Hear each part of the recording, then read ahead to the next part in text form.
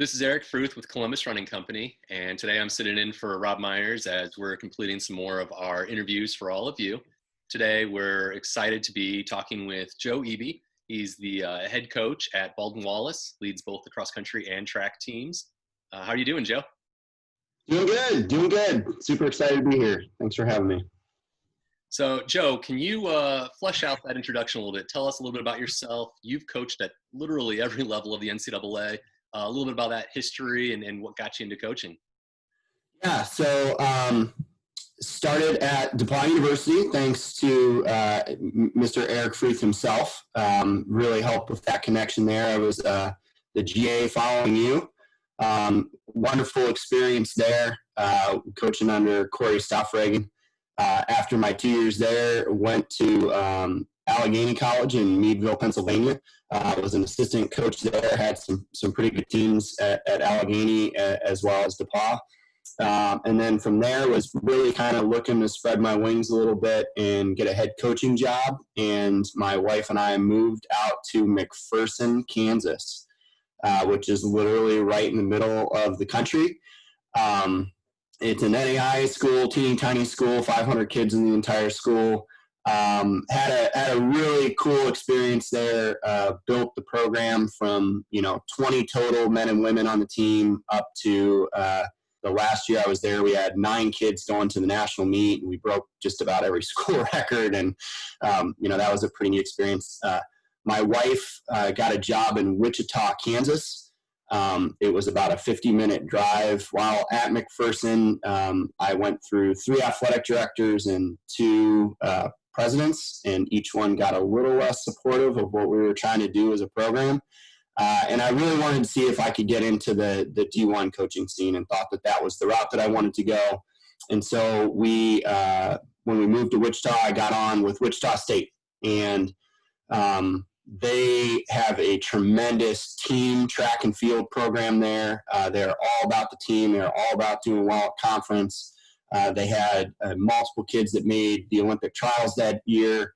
I had a chance to work with Alafine Tuliamuk, who just won the Olympic trials in the marathon this past winter. So that was a very unique experience as well. And I learned a ton about recruiting and team building and kind of how things can operate at a high level and doing it just the right way there. They had a really good connection with the University of Nebraska. And so my next move, I was just a volunteer at Wichita, and I got an intern position. I was the recruiting intern at the University of Nebraska. And so obviously a Big Ten school, they were Big Ten champs the year I was there. We had something crazy like 125 official visits the year I was there, and multiple other unofficial visits. So it was a very crazy year. I think for one of the football games, we had 18 kids on at the same time, and I was in charge of all of the arranging all of their visits. So anytime they had to go to an appointment, I was the one that took them. I had to set up all their schedules. So to say that some of those football weekends were hectic is probably an understatement. But once again, really learned the ins and outs of organizing recruiting and how to juggle all of those different things and the types of meetings that they set up at that level, and the tours and so on and so forth. And from there, I went out to California. So my wife told me I either want to move east or west, and we ended up moving way west. So we went all the way out to California, and I was the head cross-country assistant track coach at Sacramento State. And so I got to work with some really good athletes there, and so that was a pretty neat experience, and right down the road from Stanford. So we got to go to Stanford and Mount Sac and all those meets as well. And got to compete at a pretty high level. And then, our end goal was to make it back home. Throughout the journey, I kind of realized that Division III was where I wanted to be. I was a Division III athlete myself. I really enjoyed that experience. I enjoyed the development that happened there, and the time that the coaches took to develop me. And so we made our way back to Cleveland and Baldwin Wallace, and I've been here for this will be my 6th year coming up. So. Nice. No, and that's quite a voyage. And what I think is really unique Yeah. about it is, we're talking NCAA from Division III to Division I. We're talking NAIA. You've really touched on just about every type of program over the course of that. With that experience, what common traits have you seen from the runners that you've worked at every level? What marks a kid who's really going to excel? Yeah, intrinsic motivation is huge. So the willingness to get out the door every single day, put in the work, put in the miles, challenge themselves, and then ultimately competitiveness. The kids that end up being really successful are the ones that have that extra edge and really, really want to be successful, and they find ways to be successful in all different facets. And I think that goes across the board from, high school on up to professional, or even middle school, if you want to go that low with some of the grasshoppers you work with. I think having that competitiveness and having that willingness to do the work day in and day out is really key. And ultimately, running is not an instant gratification sport. And we live in an instant gratification society. And I think running can teach a ton of life skills and life lessons because, ultimately when you get out into the real world, you need to be able to go above and beyond and to work a little bit harder, and things aren't going to happen overnight, and projects are going to take longer than you expect. And, trying to balance family life or having a significant other or, and your job, and how are you going to put food on the table and have a social life, and all of those things can come from the experiences that running give you, because ultimately talent helps a lot, but hard work is a huge piece of it. So yeah, no, I've preached that from the very beginning. We've seen so many talented athletes over the years who've done well, but talent only gets you so far. If you're not willing to get up and do that morning run, do those extra things, it's not going to get you to that end result you're really shooting for. That's great. So this Myers Mile season that we're working on right now, we're specifically focused on the mile. And with that, we've talked about how consistency is important. That's the core of any training program. But going the next level, are there any specific mile workouts that you use, whether it's tuning up an athlete or as sort of a time gauge to see where they're at? Anything that you have in your pocket that you like to pull out and specifically use with your milers? yeah, it's kind of funny. So I was a miler, and I have an affinity towards mile and a soft spot for the mile. And lately, I just haven't had a ton of milers. We've had some people I think could be really good at it, but they really like the 800 or they really like the steeplechase. So they run the 1500, but their primary event is something else. Ultimately, I think with the mile, there's the bread and butter 10 by 400, and we've done a lot of those. Having something like 800, 3 times 400, 800, so mixing in some race pace or faster type works, doing some race simulations. So, a Corey Stoffragan special, running 1,000 as hard as you can, jogging 100, 300 all out, taking some rest, and then, 4 to 6 times 200 with a short rest between. So doing some sort of a race simulation is always good. But, I think the biggest thing is being well balanced. And, for example, our 800 girl, who also is a very, very good miler, going into the postseason and the national meet time, we had a week where we didn't race, and we did a really good VO2 session. So it was 1,000, 2 8s and 2 6s with a ton of rest, and just rip every single one of her reps. And then we came back 2 days later and did 4 sets of 300, 300, 200. And those were, so more of a speed endurance type effort. And then we came back 2 days after that, and she did a 4-mile tempo run, which I tried to run with her. And I say tried because she dropped me in the last the last mile, where she was averaging 5:55 pace. And so that's 18:27 through 5K, and she was a 2020 girl in high school. And I knew at that point she was able to check all of the boxes along the way. And then we spent the next, the 10 days out from nationals, we did a really good tune-up. And realistically, she could have ran the 15, she could have ran the 800, which she ended up being national runner-up in. And she probably could have ran in a 5K too if she really needed to. And our tune-up workout just would have been a little bit different. But, I think ultimately just having that fitness and having touching on all aspects is a huge, huge part of it. And with our program, we come at things from a strength orientation. So obviously having an 800 runner do a 4-mile continuous tempo run, 2 weeks out from a national meet is a big part of what we do, and always touching on that tempo work. So even coming back to some of those specific workouts, if we're going to do, a 1K and a 500 like time trial type effort, we're probably going to do a tempo on the front and the back, just to kind of see how is the body able to clear the lactate and how are things going there. So always trying to touch on all of those different elements. That's great. So once they take that training and race day rolls around, how do you approach race day? Are there specific strategies you work with, whether that is actual strategies on the track or even mental, the approach leading into it? Can you talk about sort of that strategy side that you work with as a coach?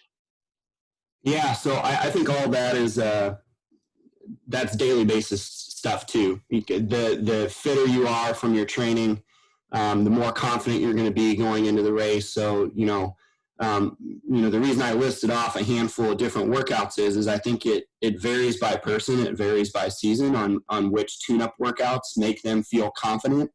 And if you can get them feeling very confident going to the line, that's going to be the key. And then, so we've tried to implement some daily, I've been reading a ton of books on we call it mental fitness. So getting them mentally prepared for race day. And I really am a big believer that it's similar to your running. If you do it once and you expect really good results, it's probably not going to happen, right? You can't just go run one day and then run a really fast mile. You need to train day in and day out. And the mental side is the same way. It's a muscle that you can exercise and you can get better at. And then I think from the actual race day specifics, I think that you need to understand what your strengths and weaknesses are. So, you can be really, really fit and not very fast, or you can be really, really fast and not very fit. And those are kind of the two sides of the coin. So coming from that strength orientation, we're trying to get our kids really, really fit to put them in a position to be successful. And then we're also trying to work on their finishing speed as well. And so how far out do they need to go? Can they wait till the last 100 meters and just kick it up a notch and go? I remember my first national meet in the prelims. I was very accustomed to having the ability to kick the last 100 meters, and there weren't very many people that could beat me. And I came off the turn and I threw it into my last gear, and everybody ran at the same pace, and I was like, so kind of understanding that, once you go up a level, so you might be really good at your local meets and be able to do that, but once you get to a district meet, things can change. Once you get to a regional meet, things can change, state meet, national meet, whatever it happens to be.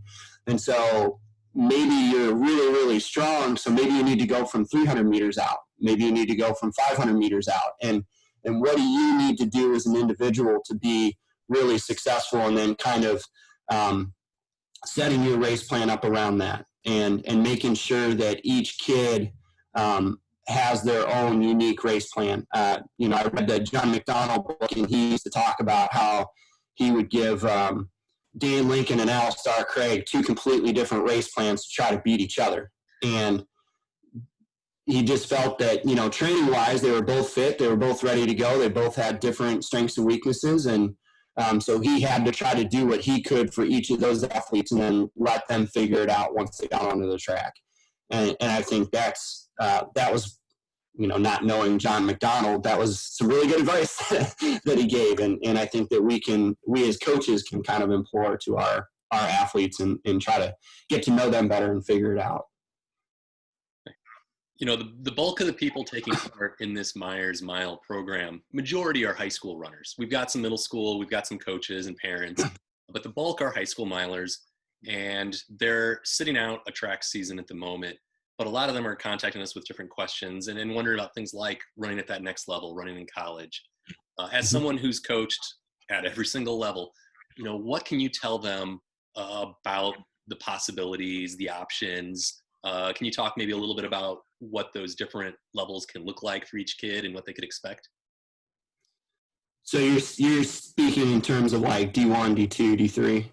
Yeah, I mean, just across the board. Sometimes we'll have an athlete come into the Columbus Running Company and they'll tell us, man, I absolutely love running, but when I'm done with this high school thing, I'm going to be done. I'd love to continue, but sometimes in their mind, I'm either going to run for Oregon, Arkansas, Stanford, like these legacy programs, or you don't run.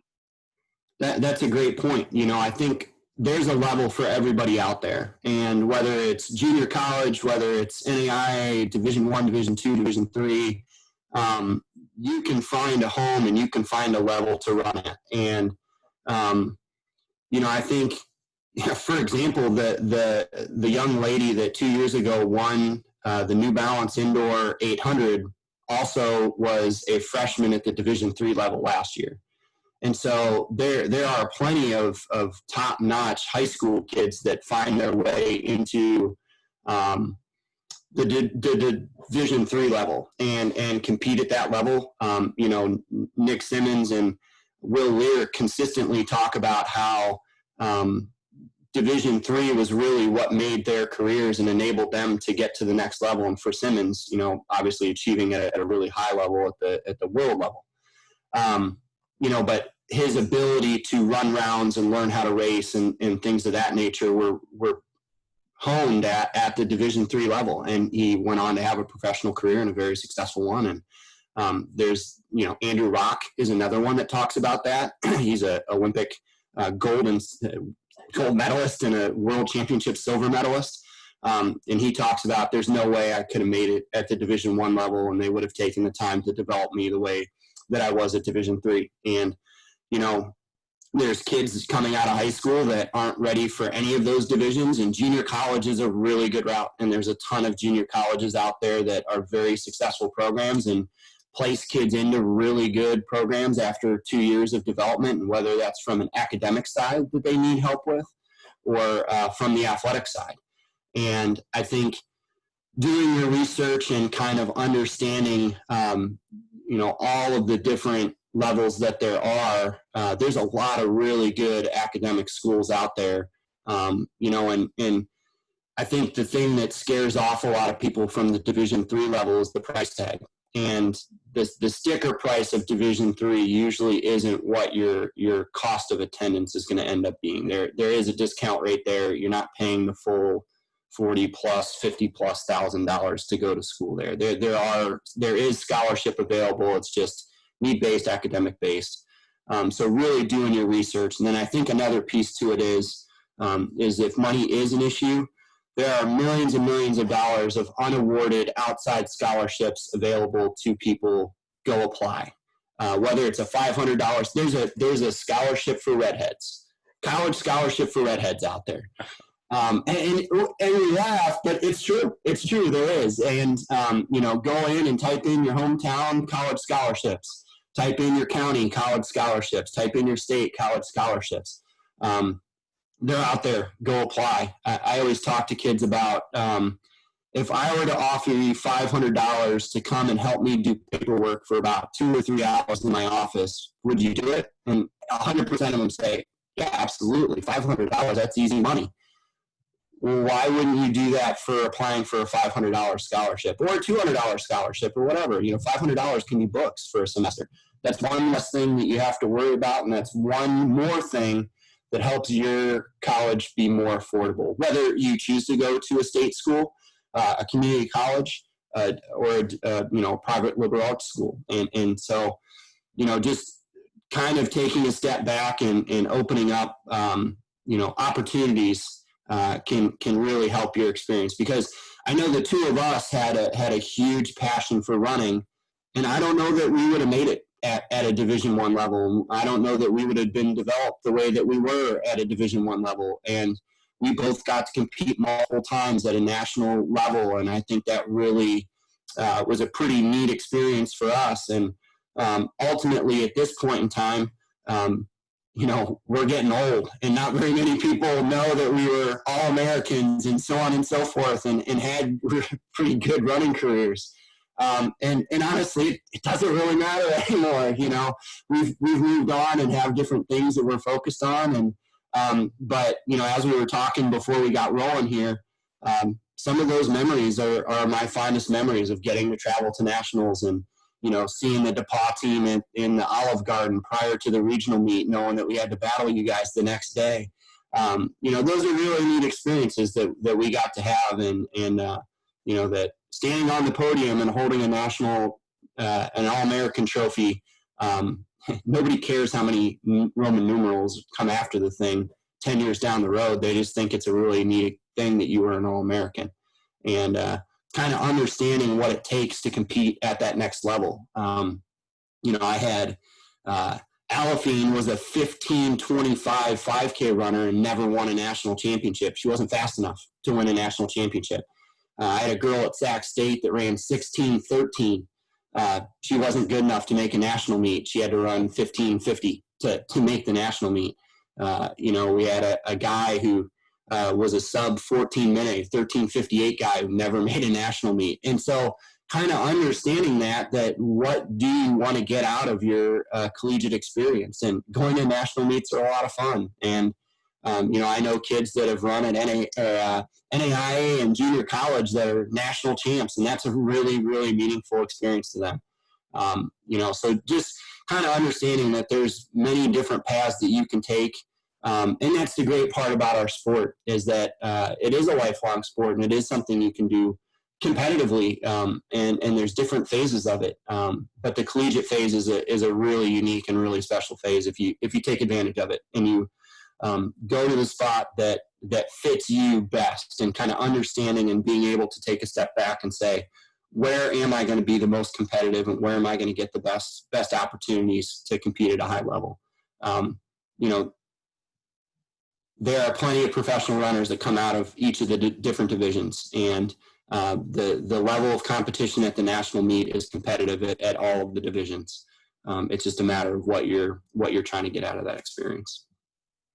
And it's funny, when we opened Columbus Running Company, obviously we're a shoe store, but our big passion was this community and just being part of runners' lives. And one of the things I'm most proud of that we've been able to do over the last 16 years, we've had a lot of kids come in and we start this kind of a conversation.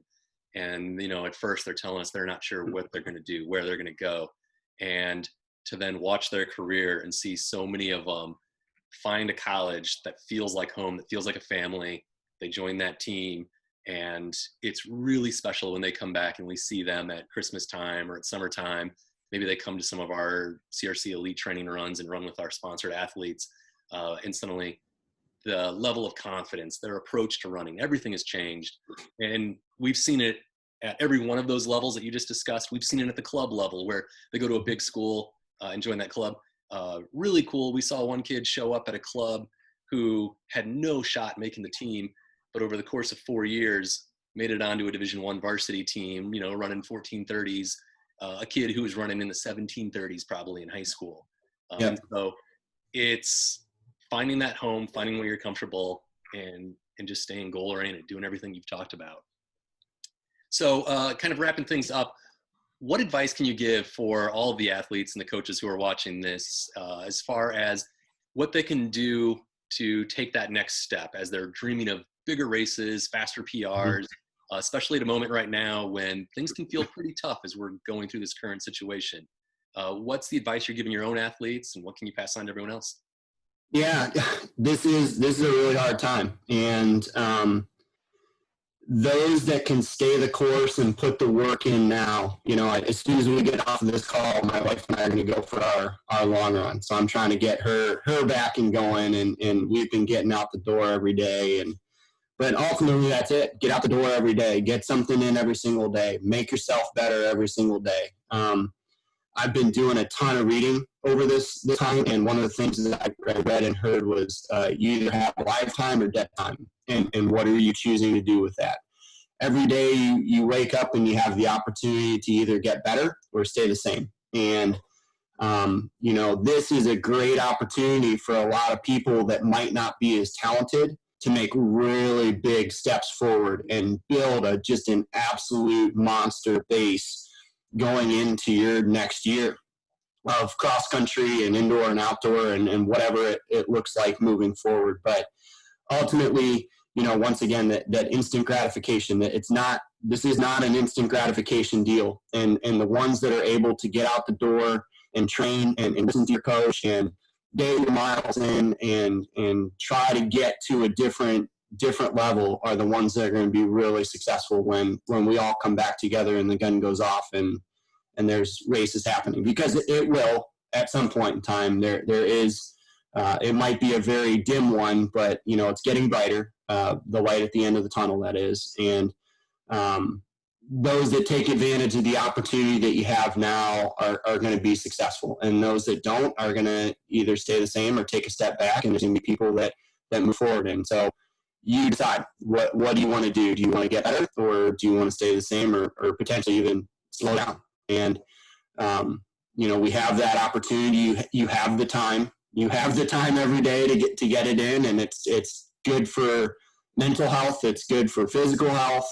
It's good to get outside and get some sunlight. It's good to further yourself and try to get better. So that's my learn the discipline of suffering in silence, and so that when we all come back together, you can be just that much better. No, that's absolutely perfect. And we keep telling everyone it feels like maybe right now everything's on pause, but it's not. And those who can continue moving forward, this is a chance to get far, far ahead of that competition. And we're going to find out an awful lot, in the fall and the spring and in the years to come. But what we do now, it matters an awful lot. Yep. Well, thank you so much, Joe. I really, really appreciate the time. It's been fun kind of hearing your takes as a coach, as a former athlete, and, as someone who's still getting out there, getting that run in a little bit later today. Heck yeah, man. Really, really appreciate you having me on. This was an honor. This is a prestigious group that I'm a part of. I watched Alan Webb's the other day, and it's pretty awesome. I really appreciate you guys having me a part of it. Would love to do more in the future. So. Yeah, no, keep an eye. We got a couple more fun ones coming up. Nick Willis is one I'm really looking forward to, because yeah, absolutely. We're talking Olympic medals here. Yep. Yeah, that's pretty neat. Awesome. Well, thanks, Eric. Appreciate you. Hey, thanks so much. Yep.